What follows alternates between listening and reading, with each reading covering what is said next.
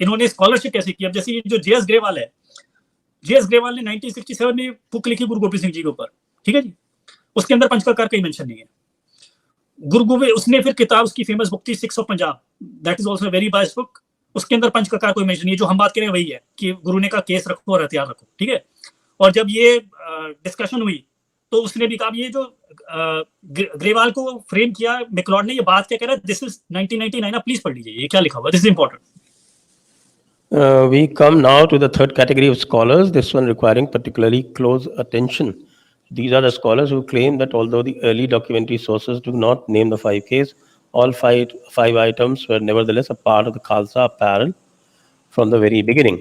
This is the view of Professor J.S. Garewal, who is forthright about his position in reviewing My Sikhs and Sikhism, MacLeod, 1999. He writes, the failure to make a distinction between formulation and substantive elements appears to have misled MacLeod. The formulation of 5Ks came in the late 19th century, but the substantive elements referred to in this formulation can be traced to the very institution of the Khalsa. तो खुद ही मान रहा है। पुरानी किताब में और नई किताब में क्या नया आ गया कि तूने ये नई चीज डाल दी है? पर उसने सोचा चलो एक जनरेशन मैंने पागल बनाई है, मेक्सिको की किसी को पता ही नहीं लगेगा। Such despicable people are these. और संजय जी, इन्होंने they have destroyed the scholarship. Sanjay ji, अब जैसे जो एक आप कह सकते हैं ना द ग्रेटेस्ट जो था, मतलब जो जाट स्कॉलरशिप में आया, उसका नाम था जीवन डेओल। मैं आपको बताऊं, मतलब उसने भी 4-5 साल तक वो सच्चा स्कॉलर था।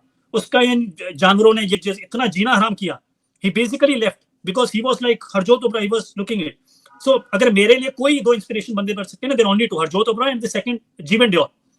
एंड उसको इतना परेशान किया, एंड यू नो ही उसका कोई अता पता ही नहीं है, देयर इज नथिंग। एंड उसका कोई फ्रेंड था, उसने कहा कि after Jeevan Deol you know you show promise, so I want to connect you. Jeevan Deol ने जो उसके ईमेल किया है, अब पढ़ो उसके अंदर क्या लिखा हुआ है। I'm afraid that I've left behind working on Sikh research and Sikh issues, and I don't seek to get involved in it anymore. So I must just sadly disappoint you and your friend Puneet. लंबा सा संजय जी, मतलब मैंने आपको छोटा बताया, वो बंदा इतना आज 20-25 साल हो गए हैं। अगर कोई नॉर्मल स्कॉलर हो, उसको लगे कि उसका कोई पाथ कंटिन्यू कर रहा है, यू नो समबडी न्यू, उसका फ्रेंड उसको रेकमेंड कर रहा है कि हाँ एक नया बंदा आया 20-25 साल बाद जिसमें प्रॉमिस है, and this is the same with Harjot Oberoi. Harjot Oberoi friends also recommended me to him कि एक नया बंदा आया जिसमें दम है, उसका भी एग्जैक्ट सेम टू सेम जवाब था। They have been traumatized and bullied so much, they want nothing to do with scholarship. वो कहते हैं हमारा कोई लेना देना नहीं। मैंने कहा भाई मेरे से बात तो कर लो, मैं तुम्हारा कभी नाम नहीं, they don't want to do anything, they have been harassed so much. अब ये जो था संजय जी, ये हरजोत ओबराय की जो किताब थी construction of religious boundaries, that is the greatest book written in Sikh historiography 1994, and he was persecuted so much that उसका करियर तबाह हो गया। He didn't publish anything in Sikh studies after that, you know he had to leave the field. और recently जब उसका आया, Harjot Oberoi was in Delhi when 1984 pogrom of the Sikhs happened, और जो इसकी ये जानवर खालिस्तानी जटवादियों ने इसकी हरासमेंट की है वैंकूवर के अंदर, कनाडा के अंदर, जब ये सच बोल रहा था, उसका करियर तबाह कर दिया, इसको फील्ड छोड़नी पड़ी। 20 years after the fact, after 25 years after the fact, he compares his harassment, what he suffered from these people who wanted to earn a scholarship. जो ओबराय जो था, जो उसकी बुक के क्या कहते हैं, 25 years after the book, somebody you know went back, you know this was a seminal book written and they wanted to go back, so they wanted to go and comment. He says, I felt you know as hunted. मेरे साथ ऐसा हुआ कि जब मेरे को खा जाएंगे, जैसा मुझे दिल्ली में महसूस हुआ जब सिखों को मार रहे थे। ऐसे करते हैं जी, तभी स्कॉलरशिप तबाह हुई है। Nobody can come, कोई जो सच बोलता है उसका जीना आराम कर देते हैं। मैं आपको लाइन से बता सकता हूँ, जिन्होंने आधी पौनी भी बात की है, उसका इन्होंने पर्सनल लाइफ डिस्ट्रॉय कर दी, प्रोफेशनल लाइफ डिस्ट्रॉय कर दी। This is what they do. They can never produce themselves as Jeevan Deol और हरजोत ओबराय और Puneet Sawhney, but they will destroy them. ये जो इसने लिखा है प्रहलाद राय का, ये जो इसने लाइन बोली है ना पंचककार वाली, ये लाइन कभी होती नहीं थी। This is actually a very old रहतनामा, this is from early 18th century, and so many people have translated it from Sikhs to a lot of Europeans. Many Europeans have translated this. उस प्रहलाद राय के रहतनामे में कभी ये line थी नहीं पंचककार वाली।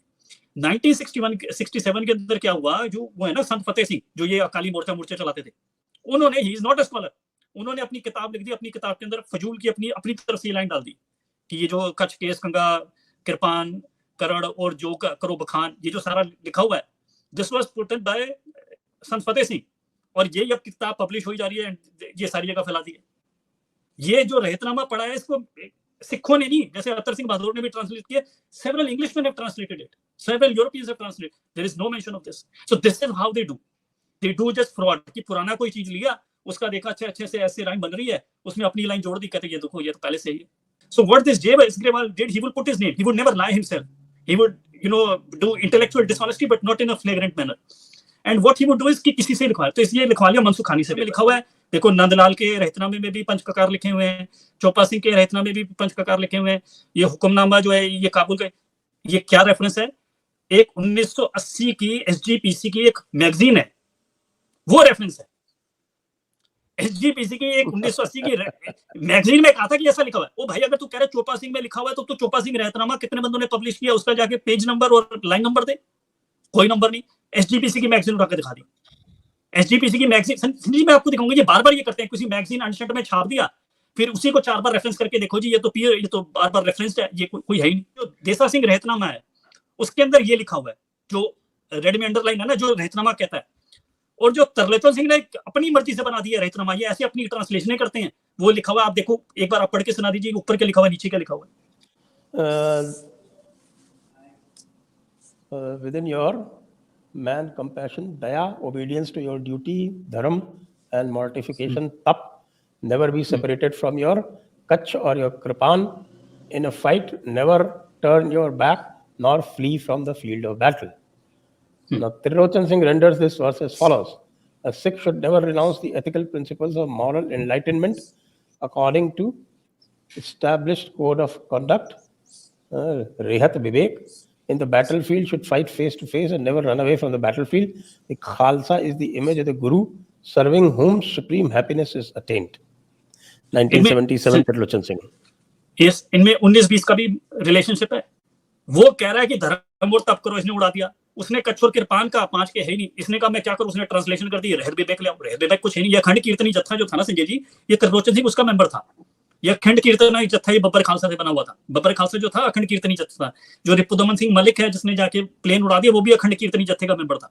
जिन्होंने निरंकारी मारे वो भी अखंड कीर्तनी जत्थे थे. ये इनके ट्रांसलेशन होती है, लिखा गया हुआ है टेक्स्ट के अंदर, और ये ट्रांसलेट रहत विवेक का कोई मतलब ही नहीं है. वो इमेज ऑफ खालसा गुरु की कोई है ही नहीं. अपने आप संजय जी ये ऐसे करते हैं टेक्स्ट कि कोई आम आदमी को पता ही नहीं, वो सोच ही नहीं सकता कि इतने बड़े फ्रॉडी हैं क्या.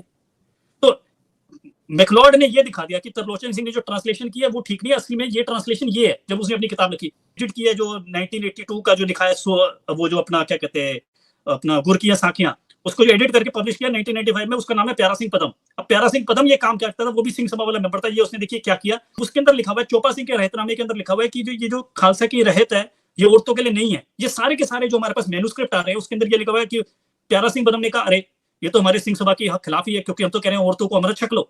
उसने ना के आगे एक और नाम लगा दिया कि औरतों को भी अलाउड है अमृत छकना. ये देखो ये ऐसी बदमाशी की हुई है प्यारा सिंह पदम ने. जो वो दिखा रहा था ना गुर की साखियां जो निकाल के लिखा हुआ है, वो एडिटेड बाय प्यारा सिंह पदम. अगर आप इसको अंडरलाइन को फटाफट पढ़ दे तो आपको देख लें. Choppa Singh Rahitnama, whereas the earliest manuscript dated somewhat 1821, 1765 CE, declares unambiguously that women should never receive sword baptism. A later analog reproduced in Pyara Singh Padam's Rahitnama reverses the meaning simply by inserting the negative adverb na before the verb. Pyara Singh Padam version obviously represents a deliberate gloss, one which reflects the understanding of the later Singh Sabha period. हाँ जी, ये किया हुआ है. और सिंह ये जो प्यारा सिंह पदम है इनका बहुत माना हुआ स्कॉलर है सिंह सभा का. ये ऐसे करते हैं, ऐतिहासिक दस्तावेजों को अपनी उसमें से उड़ा देते हैं, उसको मिस ट्रांसलेट कर देते हैं, उसमें घुसा देते हैं पूरे सेंटेंसेस, उसमें वर्ड घुसा देते हैं. ये सारी की सारी बदमाशी की हुई. अब ये बता रहा हूँ ना. अच्छा संजय जी, एक त्रिलोचन सिंह का मैं एक और बताता हूँ. जैसे ये है देसा सिंह का रहतनामा, ठीक है जी, और एक कान सिंह नाभा ने भी किया. देसा सिंह के रहतनामे में क्या है, ये लाइन थी, दोनों के दोनों ने उड़ा दी. ये पढ़िए, ये क्या लाइन लिखी हुई है. The Singh protects cows and Brahmins and smites Muslims, Turkan with immense vigor. A Singh obedient to the Rahit is one who refuses to bow when he meets a Muslim. Turk. हाँ. और जैसे ये sentence आ गया, वो ये सिंह सभा की मान्यता के खिलाफ है, उसको उठा के बाहर फेंक दिया, ये तो ब्राह्मण की चाल होगी. अब ये देखो संजय जी, ये एक टेक्स्ट का हिस्सा है, देसा सिंह का रहतनामा पड़ा हुआ है. तुम्हारी क्या औकात है, तुम इसमें ये हेराफेरी करो. They have removed this. ये देखो, ये इन्होंने पोर्शन उठा के फेंक दिए, पोर्शन उठा के मिस ट्रांसलेट कर दिए, पोर्शन अपनी तरफ से उठा के डाल दिए. और ये बच्चे मेरी जान के पीछे पड़े हुए हैं. मैं जो 100 साल में तुम्हें सच बोल रहा हूँ, वो कहते हैं तुझे जान से मार देंगे.